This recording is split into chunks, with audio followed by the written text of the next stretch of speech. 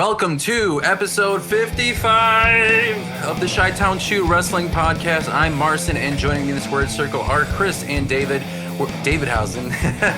We're coming to you from the heart of the wrestling world, Chicago, Illinois, bringing you the latest news, hottest takes, and all things WWE and AEW. Questions or thoughts, send them over to ChitownShootPodcast at gmail.com.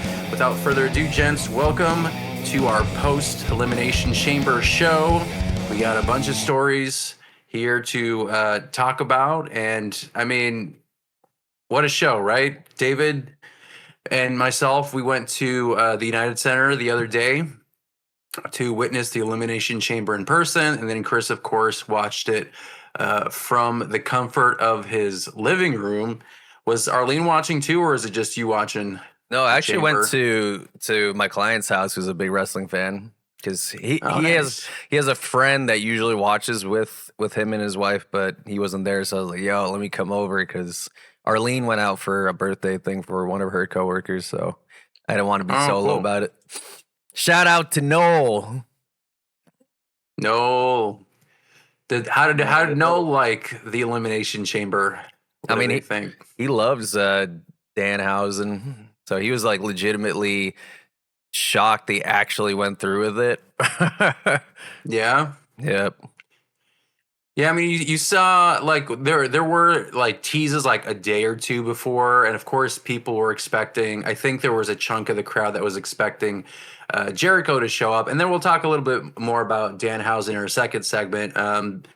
But yeah, I mean, I think that was probably one of the most newsworthy parts, since everyone's either complaining about it or enjoying that he is in WWE. But we can save it for the end. But I thought overall the chamber itself was great. All solid matches all around. I was excited to see Seth Rollins back. Great entrance from CM Punk. But yeah, why don't we just kind of go match by match and then just kind of talk about it a little bit. We could start off with the women's chamber, which had Tiffany Stratton, Rhea Ripley, Alexa Bliss, Asuka, Kiana James, and Raquel Rodriguez. I mean, great. I think it was a great match to start the show. I felt like the crowd was into it, but I rewatched it again on my TV, and it didn't seem like it really translated well on television. No, like I felt like normally, and maybe it is what Steve Austin liked about the Allstate Arena because of the way it's structured acoustically with like the wooden paneling and stuff. I feel like maybe the noise is just goes out better than in the United Center, which is like bigger and bounces back to the microphones at the Allstate. Yeah. Because I feel like, I mean, the United Center is like a concrete city, and then it's bigger, so it's got. I mean, I don't know. I don't know if that's true or not, but I felt like there was an energy in the building, but it didn't seem to translate well on TV. Honestly, it was a pretty bad night of predictions for me. It was pretty bad. I think I got AJ, and that was it, I think. Yeah, because you said Finn Balor, and I thought that was a long shot. And then I think you also said... I said Alexa Bliss. Alexa Bliss, yeah. I said LA Knight. Yep, wrong and wrong. And of course, the women's chamber, in the women's chamber match, Rhea Ripley wins. Boo. David, how did you feel about Rhea Ripley winning the match versus one of the other girls? It was cool. Can't complain. Interesting that she's not going to be tag teaming and switching over to a SmackDown feud. Mm-hmm. I wonder what that means for Io Sky, and maybe we'll get an answer on Monday Night Raw. But I thought that was the most interesting, because we have seen Tiffany Stratton versus Jade Cargill this past summer, and I don't know. I just felt like it wasn't as great as it could have been in terms of their feud last summer. So I think just having, Rhea Ripley, someone who has that same kind of stature and just badassery like Jade Cargill, I think that can make for a good match. And I don't think it's ever been done before, so that's a WrestleMania worthy main event for me. But I thought they pulled out a solid showing. All the women in that match did a great job. Couple of high spots. I think Alexa Bliss did her, was it Twisted Bliss off the top of the grate, I think. Yeah. And I think they caught her that time. I know that there's been that conversation about people not catching folks when they're doing their backflips on the internet recently, but great spot from Alexa Bliss there. Yeah, Chris, what do you think? Rhea Ripley winning the chamber? I think you just said boo. Yeah, I mean, you knew where I wanted to be, but I think, was it Raquel that pinned both Asuka and who did she pin? She double pinned, yeah. Yeah, I thought that was kind of weird. She took Asuka and someone else out just over a power slam or something. That just shows her dominance. Yeah, I know. Yeah. She stacked them. Stacked them and pinned them. Yeah, but I mean, I could take it or leave it. I guess I'll say that. So, were you hoping that it would have been Alexa Bliss for you? Yeah, I would have been fine with Raquel. So Rhea Ripley. I mean, I say after having that post match clarity, like, I see why Rhea Ripley makes sense to go against Jade Cargill, because they are two, muscle mommies. So it looks good on a card. True.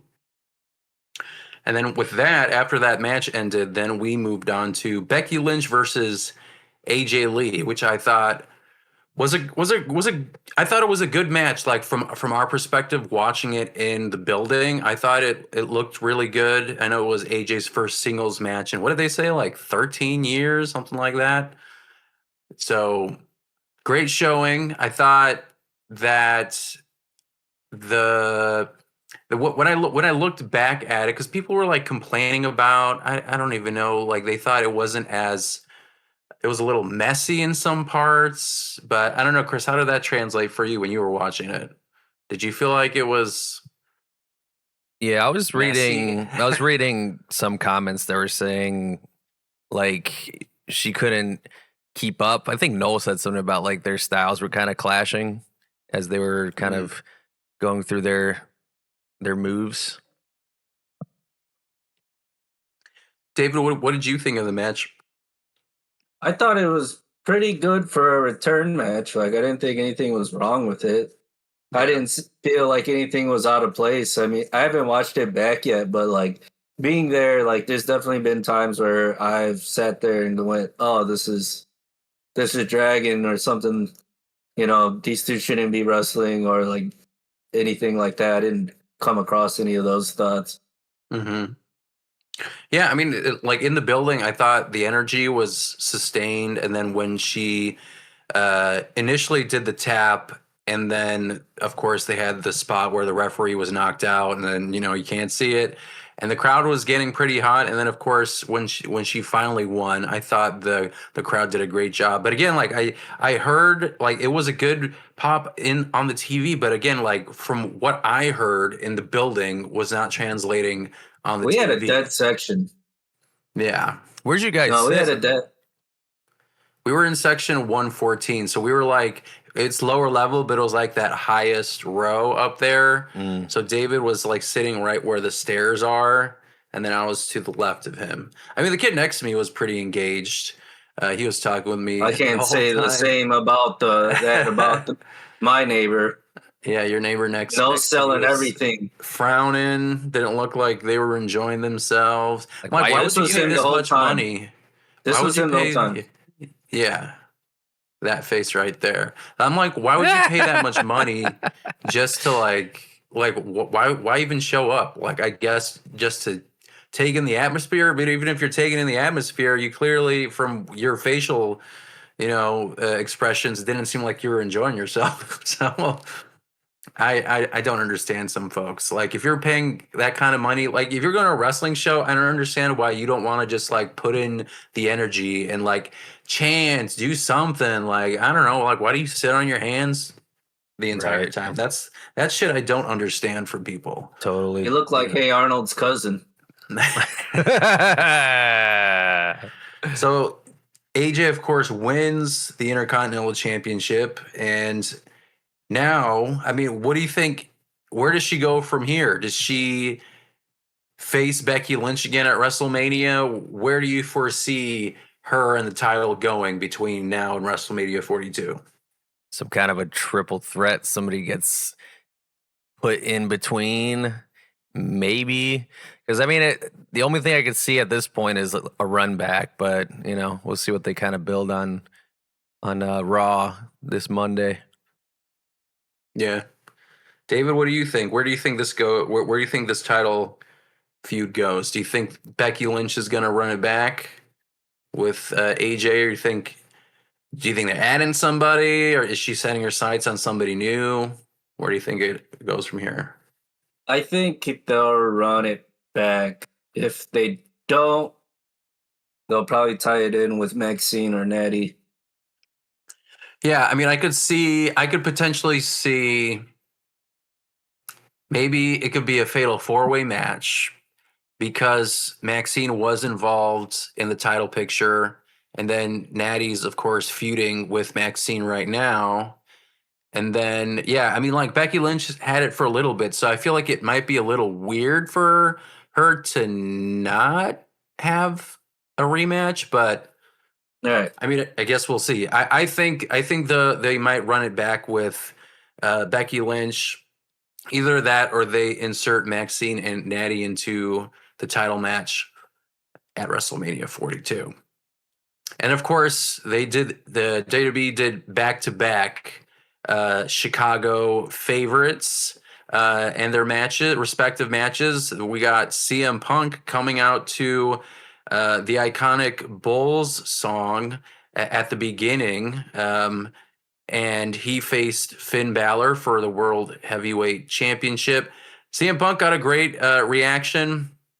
I guess it died down a little bit when the match started, because when I was like rewatching it, like the commentators made like a note that it wasn't as loud as they thought it would be. Like, they made a comment about it being a little quieter. Yeah, that's a weird thing to even bring up.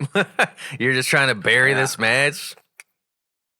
Yeah, this ain't too hot. They said it was because Finn Balor. They were talking about how Finn Balor was like trying to get the energy out, and trying to win in CM Punk's hometown where he has the home field advantage. But again, like, I thought it was a solid match. I mean, CM Punk has positioned himself as a fighting champion. I love that he did the sharpshooter reversal. The way that he delivered it, I thought it looked pretty damn painful, because sometimes I felt like Bret Hart, he stays up a little taller, and then your abdomen is a little like looser. This one looked like he like went pretty far back from what I saw on the TV. So I thought the visuals looked pretty cool. But I thought I was expecting something from the Judgment Day, something happening there, but it seems like maybe they're positioning Finn Balor to be more of a face. Yeah. And that's why he did the handshake at the end. Mm-hmm. And maybe they'll start doing this Judgment Day breakup on the road to WrestleMania for the next, 6 or 7 weeks. So between now and WrestleMania 42, I think there's going to either be a breakup or it's on the road to a breakup. Maybe it'll happen at WrestleMania 42 instead, and then that story ends. David, but what do you think? What do you think? Where does Finn Balor go from here? The top. That's right. Around CM Punk. I think he'll end up either in a JD or Dom feud. It would be cool to see him go against Dom for the IC title. Yeah. Unless they prolong more Judgment Day stuff, then I hope they get him in some meaningful tag team. But I prefer them. I could see Dom probably having to face Finn Balor for that Intercontinental Championship. Or some multi-man stuff. That's usually what they end up doing for Intercontinental. And I think Dom's a good person to do that for because it's just like it fits into like his cowardness and to lie, cheating, and stealing. I thought. What'd you think? Yeah, go ahead. I thought Punk was gonna keep that jacket on next to Finn Balor with those shredded ass abs. You know what I'm saying? He's like, oh shit, I'm not in good shape like that. Here comes Dad Bod. Yeah, I mean, I think Punk is in good shape. I mean, not everybody can for sure have that body fat percentage. The Larry jacket made me tear up when I saw it because I just thought the combination of like the Bulls music, him walking through the thing, and then they did a shot of his jacket with like the Larry picture. That was just a great visual, and I think it was a great overall memorable entrance that I think will be like a highlight of his career and something that people replay because I thought it was just a great production on that end. But Chris, what did you think of the match overall? I thought the match was good. I thought the pacing was good, and they're both. I thought we were gonna get a New Japan Classic with the way they were kind of hidden in the beginning of the match. Oh yeah, me too. I was like, oh, here comes the Greps. Yeah, because they were moving pretty good in the beginning. I turned my head away a couple times, but it was a good match. What do you think happens with? Well, go ahead. I seen some discourse about like the Bulls theme being used and like all these nerds. What's the discourse? Complaining about that it should have been like his Ring of Honor music and all this stuff. But it's like, dude, you don't get to. How many times does a wrestler get to go to United Center except for Punk doing it 3 times? But it's like, how often do you get? How often do you get to be in Chicago, from Chicago, and walk out to that? Right, exactly. In the United Center, and then under the WWE umbrella, like that doesn't really happen that frequently. Under rafters that have both of your hometown teams banners above you, so it's like relax. I was gonna say, did they throw that a banner up there too for Punk or no? Yeah, they threw a banner up on the monitor or the scoreboard monitors. And it was each of his title runs. That was just CGI, right? They didn't actually. Yeah. No, they didn't drop real banners. He's not MJF. yeah. But I thought that was a nice touch. I mean, solid match.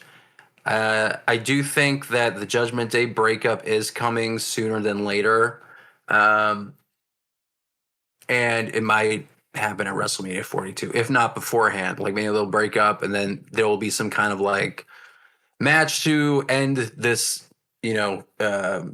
faction. So we'll see. And then of course after this, we had Danhausen, but I'll save Danhausen for our second segment. But yes, in the box, Danhausen, it was revealed that Danhausen himself was there, and there were like 6 or so like dancers that came out of the coffin first. Danhausens. And yeah, great. I thought the theme song was awesome. And then of course he gave Michael Cole a jar of teeth. And I think that like one little firework that goes off was also an AEW gimmick too, right? Pretty sure. Oh, it was Orange Cassidy's thing. Oh, but I like the Danhausen like comedy and persona, like that fits him very well too. Very nice, very evil.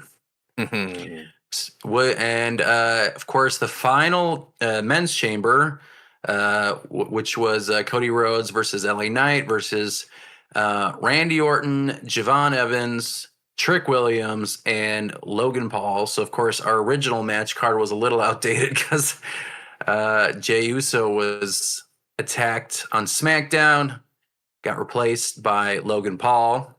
And Logan Paul in this match, I think he pinned 3 guys. He ended up pinning LA Knight. I think he pinned Javon Evans and Trick Williams, right? He pinned 3 dudes. Y'all saw that LA botch? I mean, he just kind of tripped a little bit on the turnbuckle.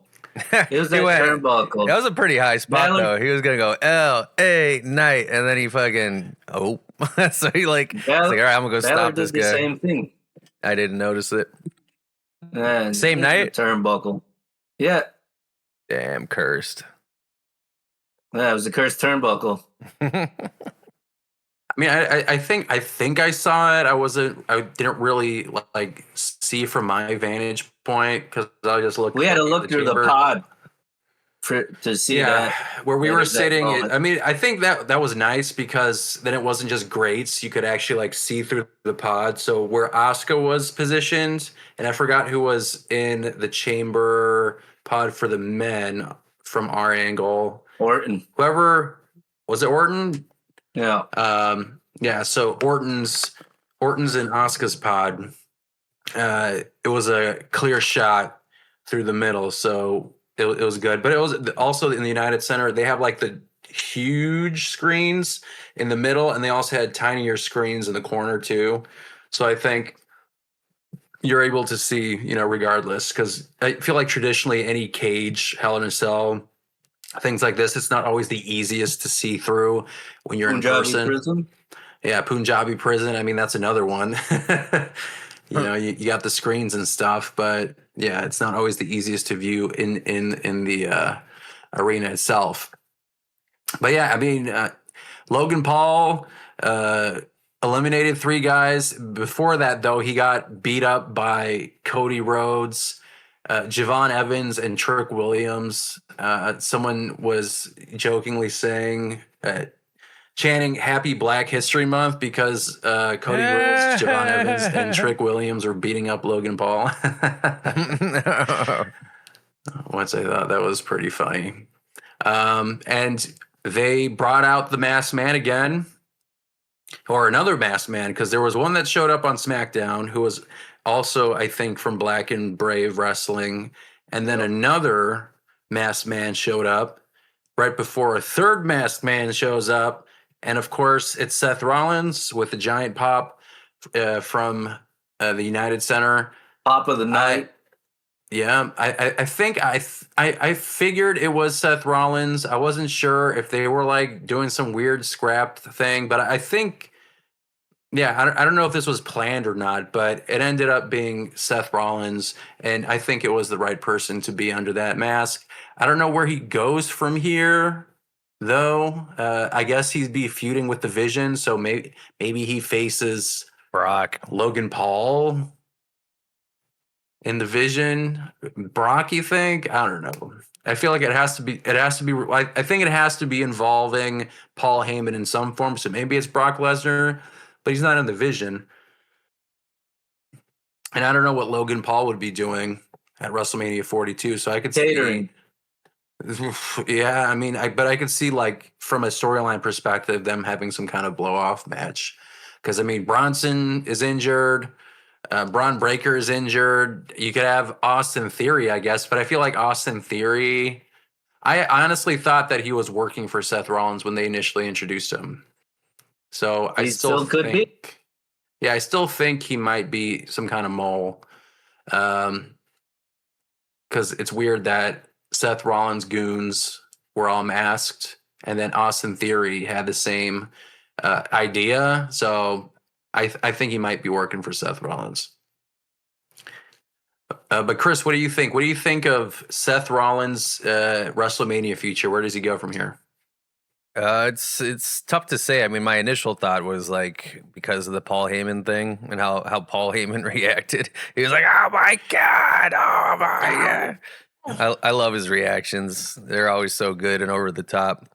So I was thinking Brock, but doesn't he have an open challenge? Doesn't Brock have an open challenge or something? He does. I mean, Paul Heyman on the screen put out like all the dates that he's appearing, which I think was also half like of a marketing tactic, like, hey, he's coming to a town near you, get my tickets. Mm-hmm. But yeah, like he's supposedly doing an open challenge. So yeah. But yeah, I mean, David, what do you think with like the chamber match? You had Seth Rollins showing up, mask comes off. Where do you think it goes from here? Rollins versus Logan, not catering.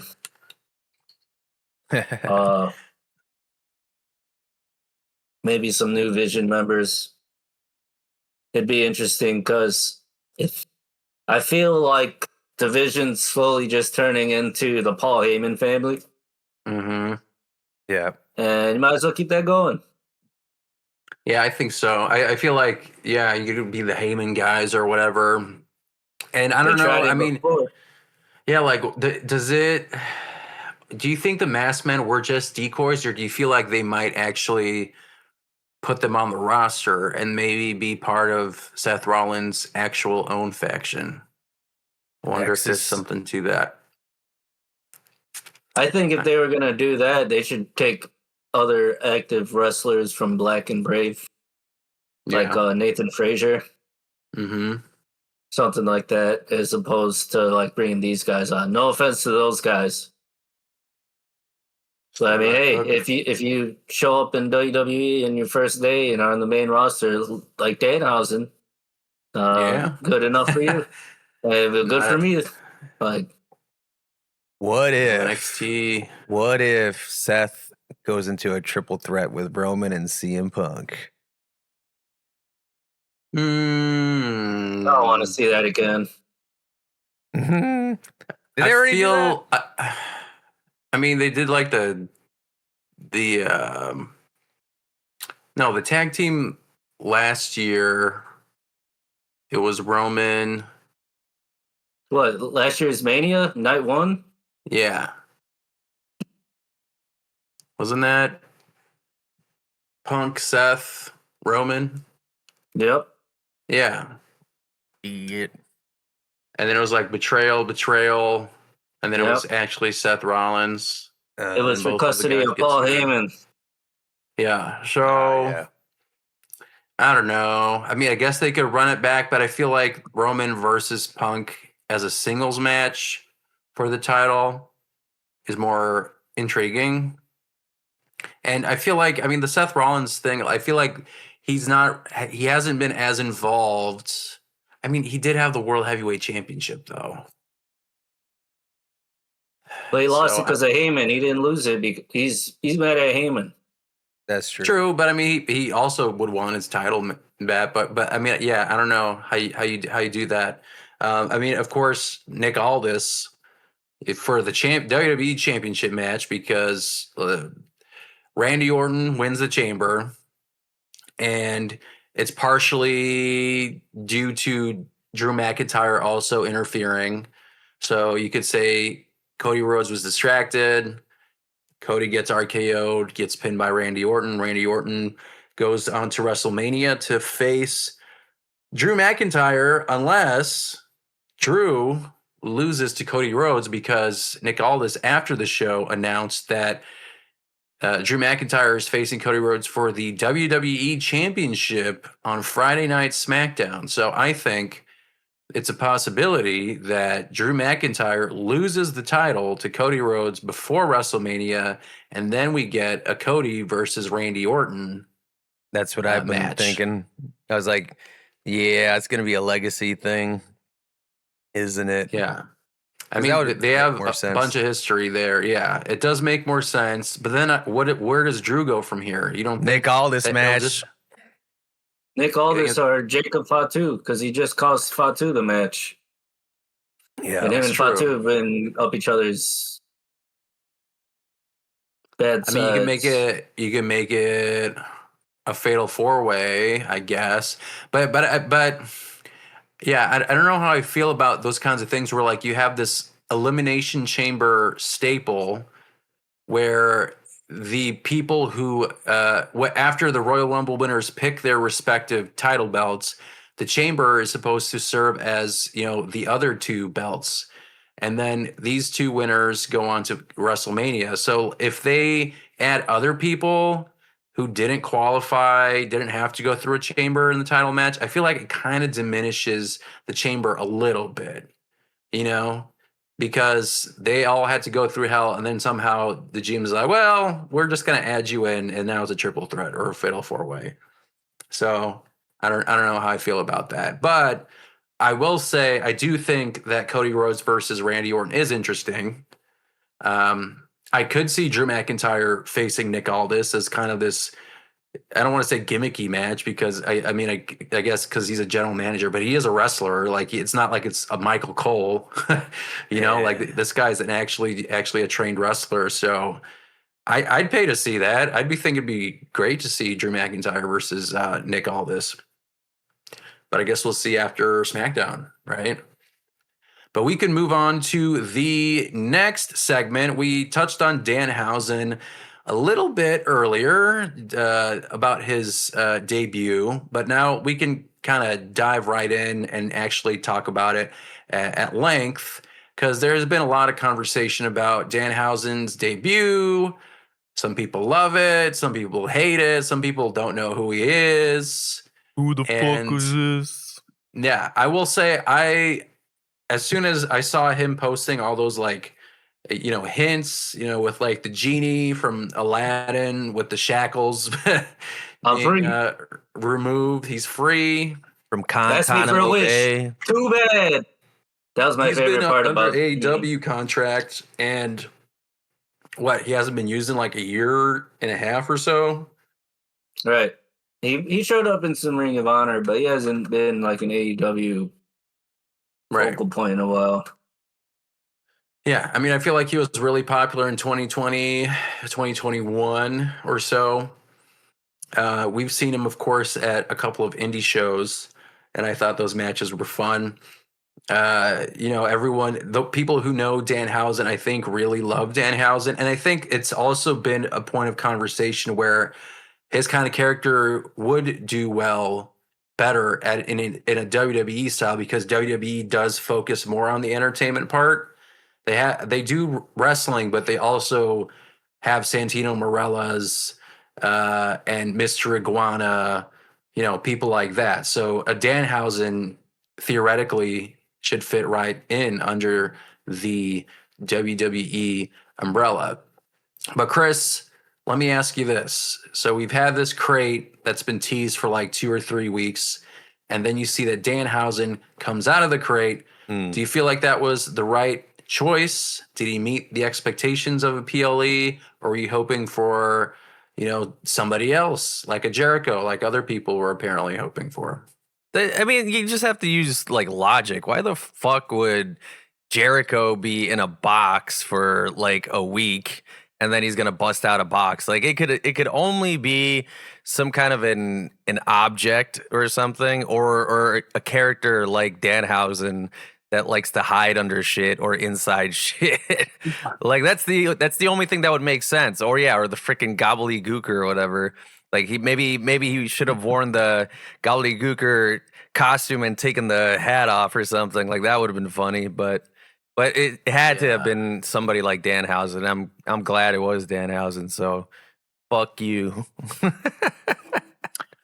David, your thoughts? What did you think after he popped out of the crate? I mean, I've kind of felt like it was gonna be him. Mm-hmm. Like, I feel like Danhausen in WWE was a matter of time, especially when he mysteriously disappeared off of AEW, and like seeing him at Freelance, and even like if you watched his Van Vliet pod, like it's like very telling on like he like a very frustrated, very creative wrestler. Like that's kind of like what I read. I was like, man, this guy's got 1,000 ideas and he can't get one through the door anymore, even though it was a big deal when he came in. Mm-hmm. And I mean, just seeing, and I'll also say, like, up front, I thought it was great. I thought it was fun. I think it was a great debut for Danhausen. I do think there was a mixed reaction. I mean, like watching it on TV and also inside the building, it seemed like he got a big pop. Like I was cheering. Yeah, he got a big pop, and then like they booed when they couldn't figure. Like they thought that a countdown was supposed to start, or like Jericho was going to interrupt them or something. I don't know, like what these people thought was going to happen. Yeah, like, it looked like the boos started because everybody was waiting. Yeah, everybody just started waiting. Like all of a sudden, the countdown was going to hit, or like we were like Judas was going to pop up on the screen, and we had to start singing along. Like I don't know. Like even when we were leaving,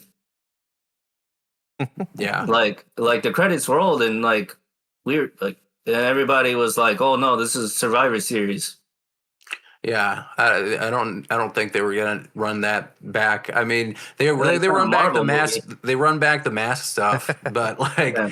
I guess I was also thinking maybe they would do something at the end, but it was too prolonged of a victory lap for Randy Orton for anything to happen. So I think they, like, from what I saw, like they booed after it got dark and then disappeared. Nothing happened. So I don't know. Yeah. But on like the online conversation though, and it's, you know, I saw it in Instagram comments and on X, you know, people complaining, but man, like if this isn't like just like a clear example of just, you know,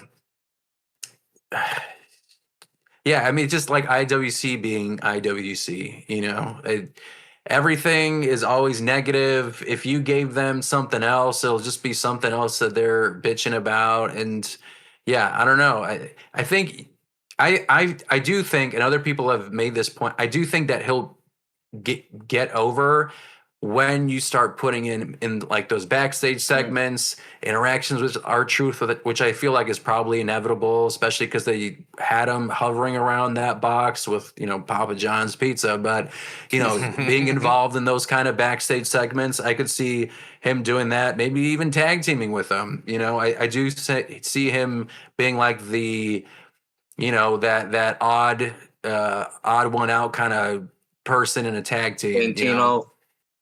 Yeah, exactly. They need somebody like that on the main rosters. They do. I mean, even like look at Goldust. Goldust even did that like phase for a little bit. Like when he was a Booker T, he was right. Exactly. Fucking Stardust, for fuck's sake. Yeah. Oh, man.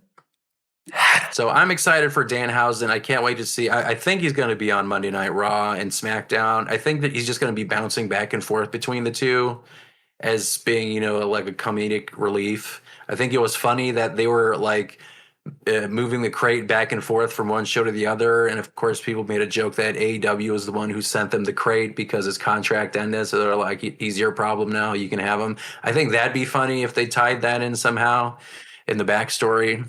Kantan and Mobe. Yeah.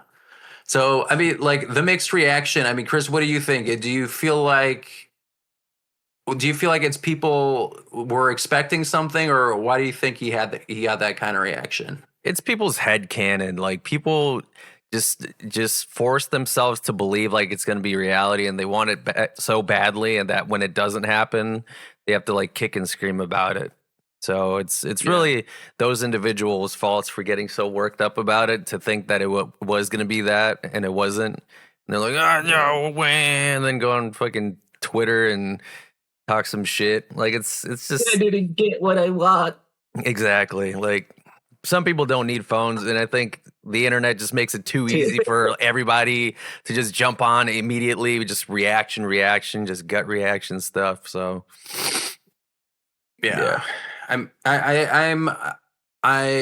the same mindset, and sometimes I'm just like hesitant to like respond to other people because it really is like a mix of like bots that like I feel like are used as an engagement for the platform itself, so they could sell shares and be like, hey, look at all the engagement we're getting. So I do think there's a mix of bots and people just rage baiting to get that engagement. Like they might not even fucking believe in it themselves, but they know it's going to get a rise out of somebody. And people get that dopamine hit of people commenting on some kind of opinion or tweeting. And I think there's a decent chunk that's also not genuine. I do think there are people who might have been genuinely not disappointed. But I don't know how steep of a hill Danhausen is going to have in WWE in order to win the people over. I think it's a matter of time, and I think it's sooner than later. David, what do you think? Like, in terms of people you want to see Danhausen interact with, we've seen him give Michael Cole a jar of teeth. Do you feel like there's like a personality or announcer that you think will have the best chemistry with Danhausen and his antics? Is there anybody that you want him interacting with? I want JBL to show back up. I think him and JBL would be great.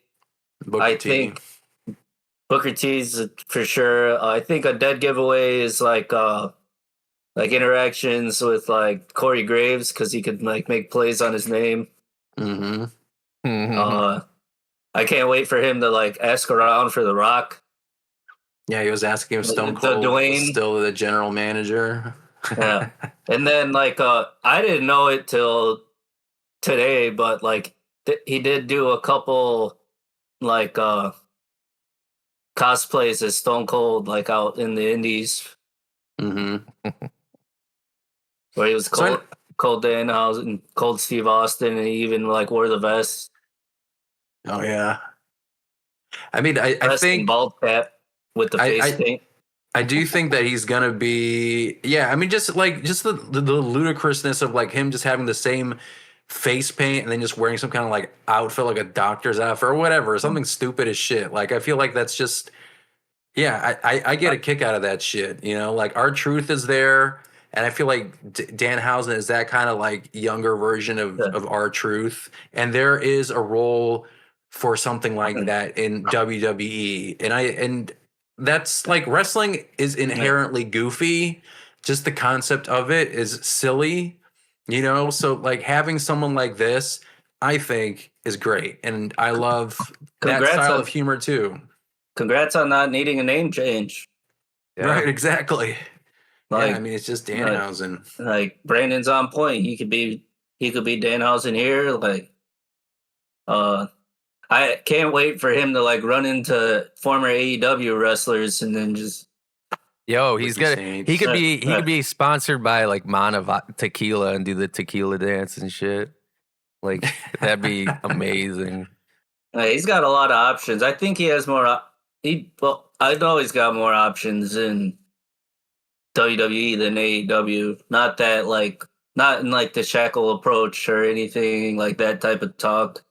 But just like the overall machine, I think he's gonna, if he's already like a regular at cons, I think it's only gonna go up. I agree. He's gonna be a merch mover. Yeah, I mean, there's like this whole like subgenre of people who just like love horror movies, and like Rhea Ripley kind of leans into that kind of stuff, like Terrifier and all that kind of stuff. So I feel like his kind of brand of like the Sven Gulli type of person, I feel like clearly there's a market for that, and people have always talked about how he what was that joke that pro wrestling tees just dropped to their knees. He was moved to WWE, and he was such a merch mover for them. Like, I think there's something there. Like, people, it's also a business, so if they see that there is this thirst for Danhausen and his merch, because it, like, the aesthetic is also cool. I think his face paint is like from lifted from like the the Exorcist, yeah, like the what, it's not Beelzebub, what the hell is his name, Pazuzu, I think, right? Yeah, it was that one shot, that singular shot of that face. Yeah. Yeah, so like that's what he's been inspired by, and it's just a bunch of cool, like, yeah, outfits, designs, style changes, funny segments. I think it's necessary. Like, people love R-Truth because of how goofy he is. There's no way that people. I feel like it should be pretty easy to win over a WWE crowd. I think a lot of people just don't know who he is, because there is a good chunk of people who watch WWE and they are in that bubble. So they haven't seen an indie show and watched AEW. Yeah. 80%. There's a 20% crossover. I'd say 80%. Yeah, because I mean, if there were 19,300 whatever people, in that arena, yeah, the amount of people who watched AEW, I'd say. I mean, I guess thought about it. Yeah, I thought about it to scale. We've been to an AEW show in Chicago where Danhausen shows up. 2,000 people pop. Yes. We went to the United Center. 2,000 people pop. The problem was there's another 16,000. Right. Exactly. So I think it's just a matter of time, and it's like any other wrestler who is getting exposed to a WWE audience for the first time. When they weren't in WWE, it's just people will come around. I think it's like Royce Keys and his reaction, where it was like literally nobody. It was just silence, and then he does an interview and give the man time, put him on TV. I think so. So Danhausen was off of AEW TV for quite a while before his contract actually lapsed, which I think was yesterday. Like the contract ended that day. Do you think Chris WB will give him the creative freedom he probably craved, or do you feel like the WWE machine will try and like do their thing and polish his character? How much input do you think he's going to have in this? I'd really want to know what those backstage politics are. Was it a suggestion from Punk to put him in there, or But I mean, he's got a lot of friends back there. Yeah, I think if he, because I imagine he was getting paid pretty well in AEW, so I don't think it was a money thing, because I wonder how much he's getting paid now in WWE. So potentially he might have been promised that he was going to have more screen time, more creative freedom, and that's probably why he decided to join with WWE rather than staying with AEW. So, because I'm sure Tony Khan was throwing the book at him, merch sales, all that kind of stuff. So, right. I mean, like we haven't seen him on TV, so I feel like you got to feel a certain way where you're like, all right, I'm under contract, but I haven't been on a TV screen in like a year and some change, and it's only been for like these small little instances. And again, I don't know, how he feels personally, but I'm hoping that they do more with Danhausen on WWE TV. And give him some of that creative freedom, because I feel like like, of course, you can bounce off ideas with the writers and they have their own concepts, but I feel like he understands his character best. So that input, I think it's important to have just, the collaboration aspect. And I mean, like CM Punk, he's friends with CM Punk. Of course, we've talked about how you didn't realize he was working out with him at the gym, in a local Chicago gym. I think AJ Lee is also friends with him, and yeah, I mean, like you said, there's a bunch of people Cody, Regal, Ricky Saints. I mean, I don't know how much Royce Keys was involved with him in any form or fashion. I mean, Jade Cargill. I mean, there's a whole bunch of AEW talent that are currently in WWE now at the top, mind you, that he could interact with. I think that'd be fun. All right, so let's talk about the future booking prospects of one Danhausen. So a lot of people, we've already talked about how he's been compared to a modern day R-Truth or Santino Marella. David, do you feel like it's a ceiling for him, or do you feel like a character like this, something so, supernatural and, and absurd, can actually hold like a mid-card title in today's WWE? I think he'll end up a mid-carder. I think he'll, of course, have his fun with the gimmick. Definitely, if a silly title like the 24/7 comes back, I think that's kind of like his lane. I think he's going to make good oddball tag teams, and definitely still like stand on his own, like gimmick, like, segment wise. Maybe he'll get a talk show, things like that. Yeah, I think that'd be fun. I do see them doing a lot of backstage skits with him. I feel like that's kind of his bread and butter, Is those kind of interactions and like pre-taped like vignettes, films, that kind of stuff, sketches. I think that'd be great. I do see him. I mean, I feel like I could see him being a tag team champ. Hell, I could see him hold the mid card title. I don't know if they'd ever give him the WWE or World Heavyweight Championship. Maybe on like a fluke, like for like a 1 minute thing or something. I think yeah, I feel like it comes down to again, it just comes down to the crowd and then just the momentum of a character like that. It just has to be the right ingredients and things to align to maybe get like, like how Kofi Kingston, like Kofi Mania, he won his first WWE championship 10 years into his career, or 12 if I'm not mistaken, like, because I think he debuted in like 07, 08, something like that, and he didn't get his WWE championship until 2019.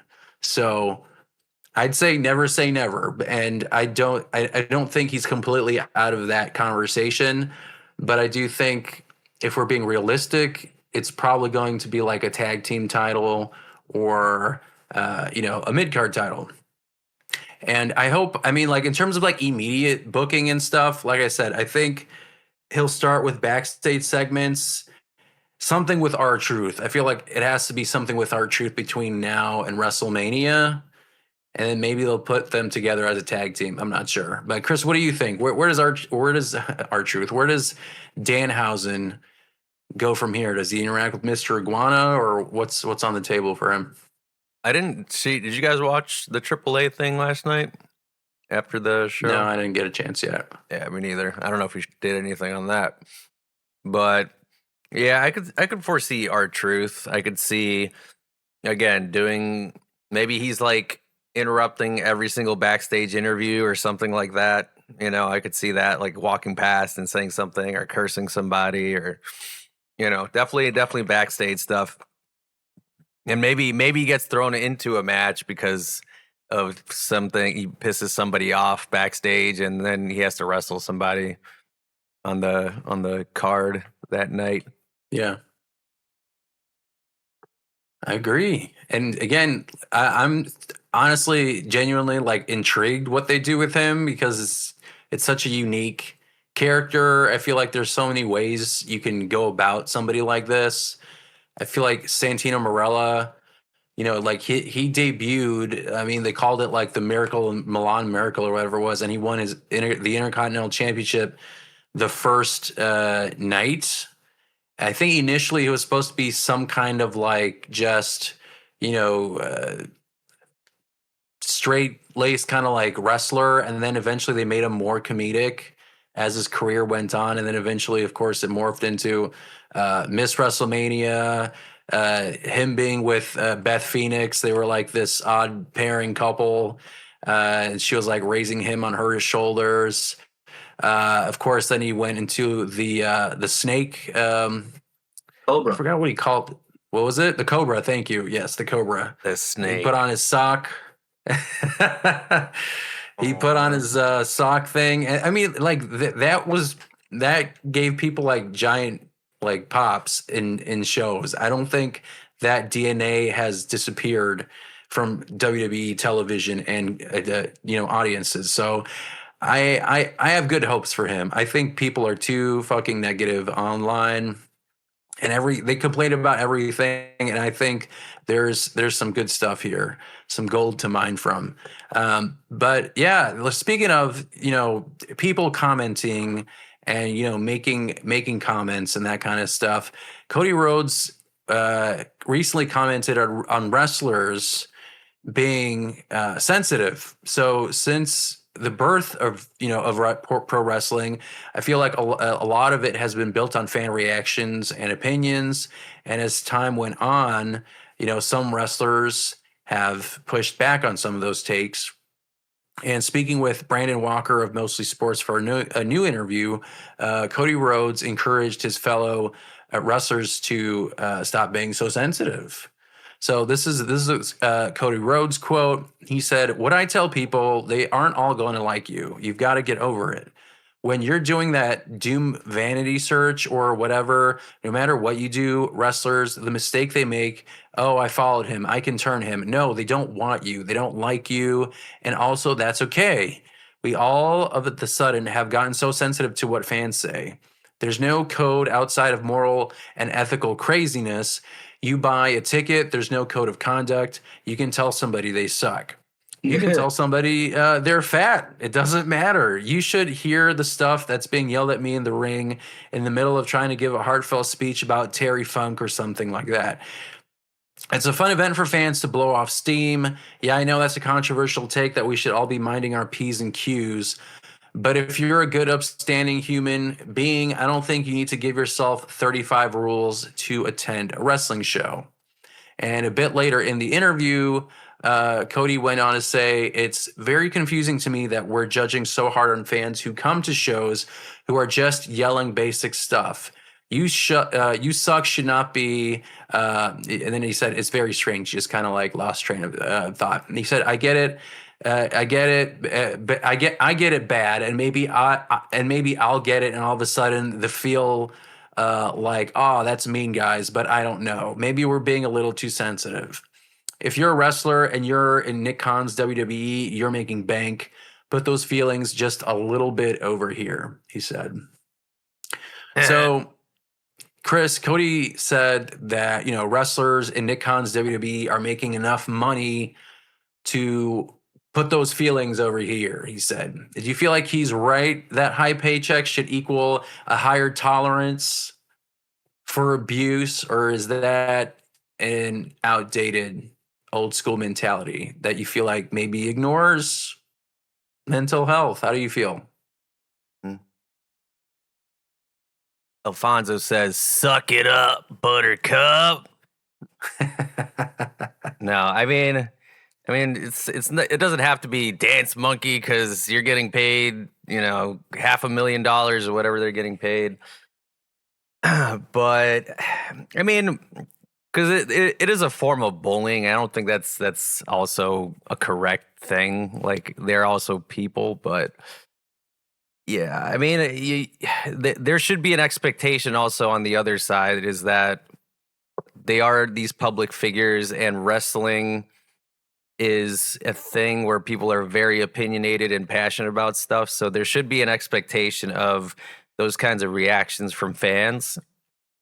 So, if you are taking it personally to the point where you're losing sleep at night and all that kind of stuff, I mean, that sucks. You gotta figure it out. You know what I mean? Because I think wrestling is built on fan interaction and, participation and stuff like that. And that includes, jumping on the Twitter machine or going on social media to talk some smack or whatever, Sure, people can be less rude. Like, they don't have to go out of their way and say something very personal or dox them or do something like that because they're feeling a certain kind of way. I think there's a limit to that, but if they call them names or something like that, I think that's fair game. Now, do you apply that to live events, or are you also saying that bleeds into social media too? I think it does bleed into social media. What is the context of Cody? What's he referring to more specifically in person? Well, I think he's talking about, well, I mean, like from the quote, he says, you buy a ticket, there's no code of conduct. So it seemed like he's talking about, an in-person event, because he said it's a fun event for fans to blow off steam. So it seems like he's talking about, when you attend a live event and then you're booing a person, who's a baby face or whatever. That's what it seems like he's talking about. So, I guess I also wanted to know what you think. Like, if that's the line, do you feel like social media, do you think that is also part of that? Like, do you think it's just live events, or do you feel like fans have a right to say whatever they want also on social media? I mean, I think social media is worse because it's like, once that's comments there, you could just stare at it the entire time. If you're that kind of person and read through those things. I think there should be limits. Yeah. I mean, nobody should be harassed. I don't think anybody should be harassed and with personal jabs or anything like that. You know what I mean? If as long as I Yeah. think as long as it stays to their character and not the person behind the character, I think Right. it's fair game. Yeah, I don't know.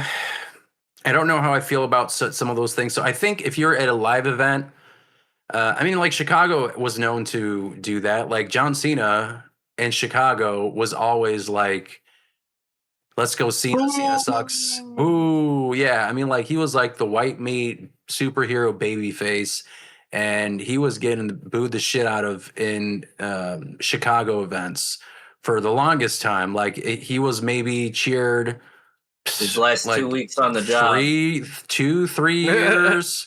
Yeah, like I'm talking like the first 2 or 3 years. I even then like he was still a heel, so there was some cheering, maybe a year, and then when it hit like 2006, we're talking like WrestleMania 22, ECW One Night Stand. Basically, from there up until like you said last year, he was basically booed. I think he was cheered a little more.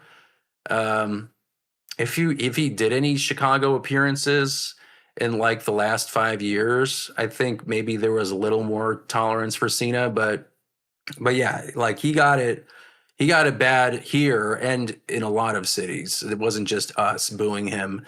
Um, so like that kind of stuff, I think is fine because, like you said, you're at the wrestling show and it's all framed around like you're watching this show.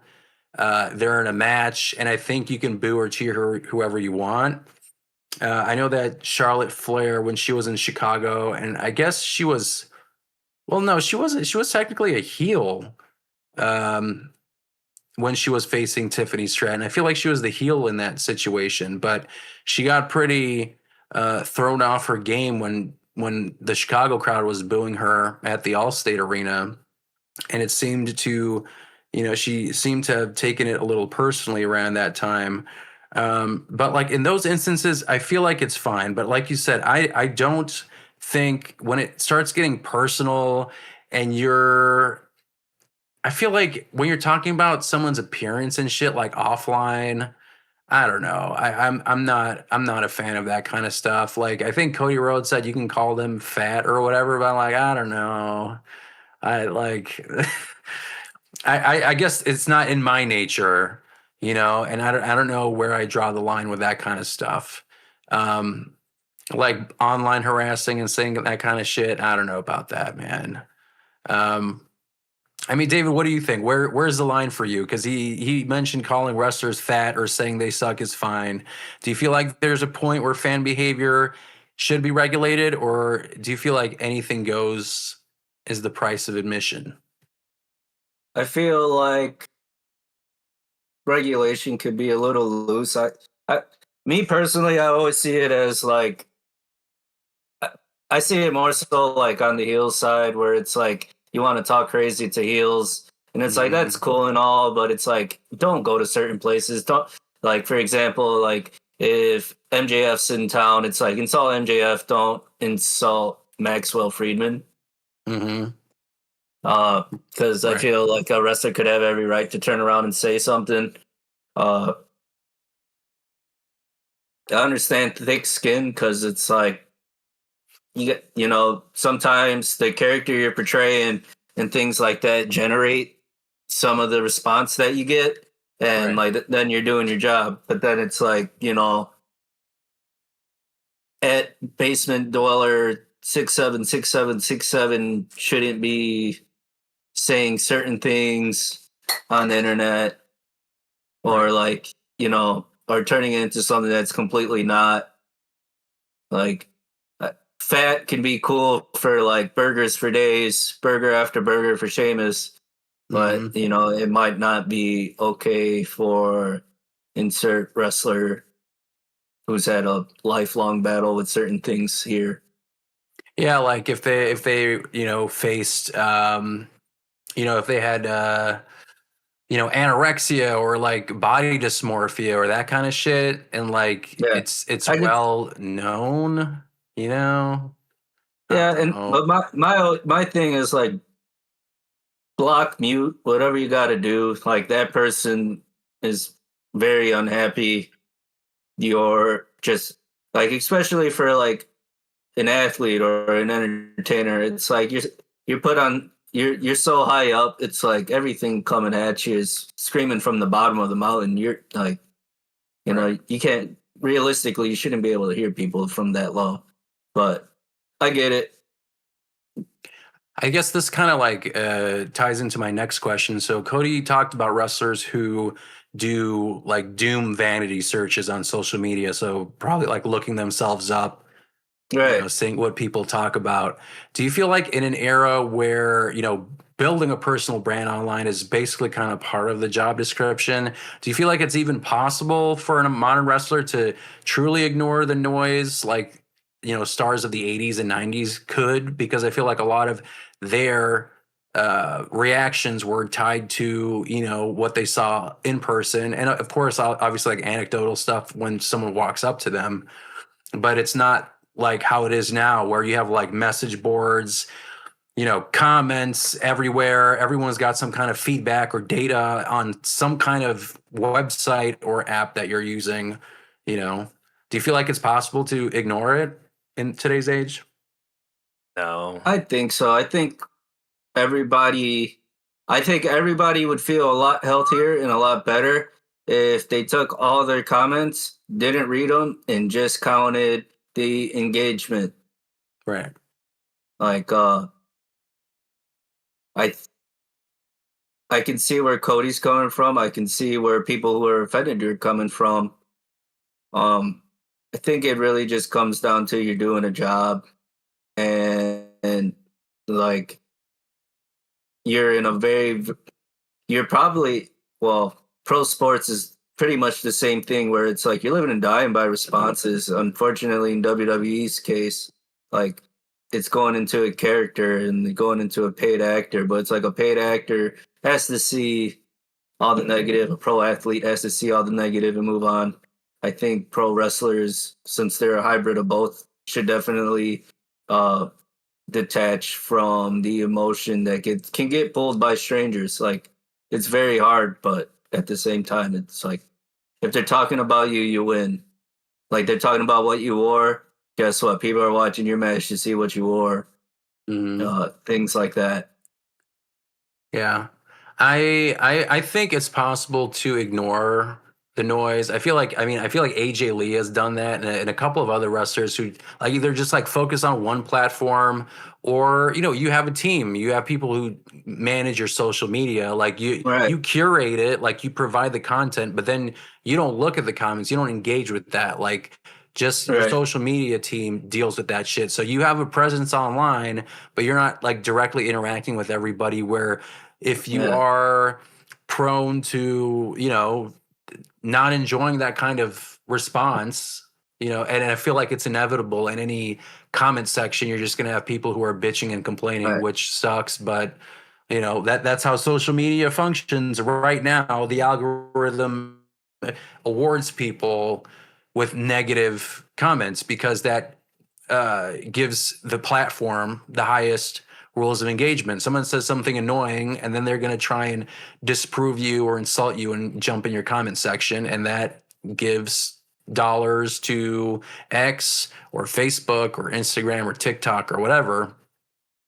I mean, it's shitty, but I don't know how you get around it besides just not looking at it and just having your social Right. media team post it on behalf of you. Chris, what do you think?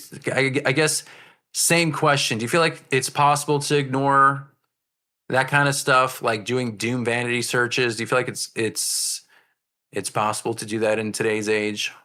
I think the being proactive with searching, you can avoid and ignore that. But like if you are going to be on social media in any form, you're uploading content or you're checking up on other things and you just so happen to stumble upon, stuff, or you're managing your own accounts and stuff like that. It's kind of impossible. So with that being said, I would say knowing the nature of the beast of social media and all these platforms, you have to create this, self-talk to yourself that it's like you're above that. Your self-worth is not these comments and these bots and these people who are saying these things. And then just go about your day. Like don't lose sleep over it. So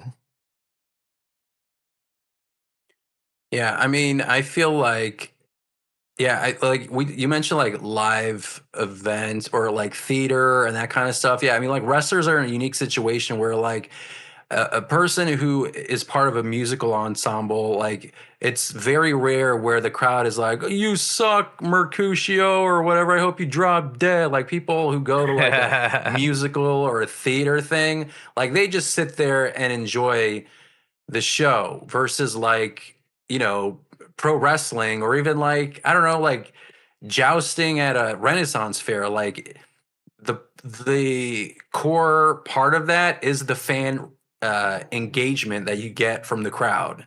And that's the unique thing that pro wrestlers have to deal with versus like an actor on a regular day, like where in pro wrestling, it's a constant thing. It's like people are chanting something positive, something negative. They're not reacting at all. Like it's all part of that experience. So especially if you're a heel and you feel like you're not, like if you're a heel and you're saying dastardly things, I feel like you should expect negative feedback or pushback in a live setting. Now, I think we are far away from, the days of like a Stephanie McMahon who'd be getting slut chanted at her. I don't think we're in that kind of territory from a live perspective. Now, I think the comment section of social media might be different because I think those kind of comments are kind of commonplace, and it's not even like stuff like that. Sometimes it just cuts even deeper than that. Like some people do like giant dissertations on why you fucking suck on Twitter. It's like, and then you have to like read that or like ignore it, and then scroll past another dissertation on why you suck. So it's a different breed. I feel like, yeah, I don't know how I feel about that kind of stuff. Um, but yeah, Chris, or David, let me ask you this. So he talks about like being heckled while giving a hard speech about like someone like Terry Funk. Do you feel like the no code of conduct approach ruins the show for other fans who actually want to hear the promo, or do you feel like adding that kind of chaos where if he's talking about a heartfelt speech and then you just have people saying like, you suck, you cry baby, do you feel like you like that kind of chaos in the crowd? Do you feel like, yeah, I don't know. How do you think a wrestler feels when they have to deal with I something like that? I think it's context and section. I think wrestlers deal with it fine. Um, Sometimes I feel like that stuff might be a little disturbing for others, like, especially at like a WWE show, like, or even like for example, we've been to an indie show where like they stopped mid promo, or and was like, "This is an all ages show, jackass." Yeah. So like it really you really have to be mindful of who you're around. I think that we as viewers and attendees should like try to do that.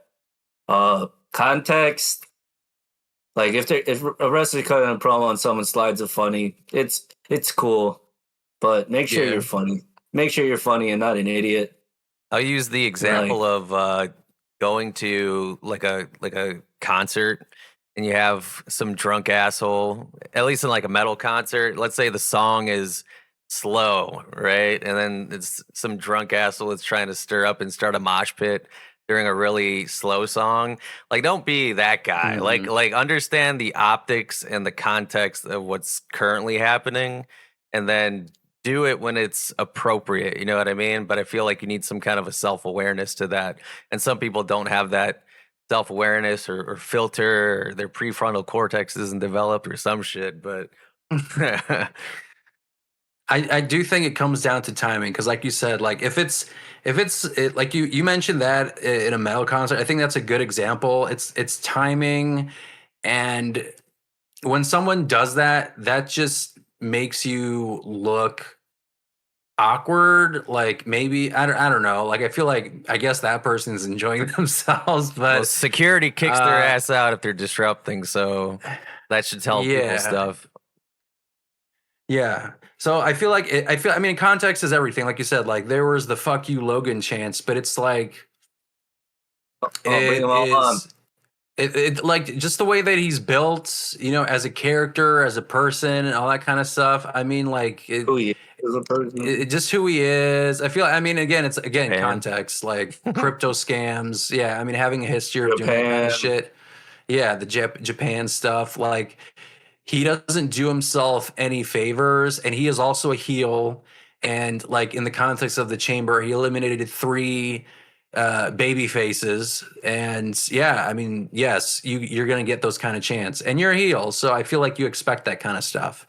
So yeah, it's all contextual, and then you can get creative within that context, right? Like it could be "fuck you, Logan," it could be "you suck." Like you can get creative and say whatever you want in that context, you know, because like you said, Chris, sometimes it is like if it's poorly timed or whatever. I think it's weird if it's like an emotional promo, like if Cody is actually being genuinely emotional about his dad or whatever.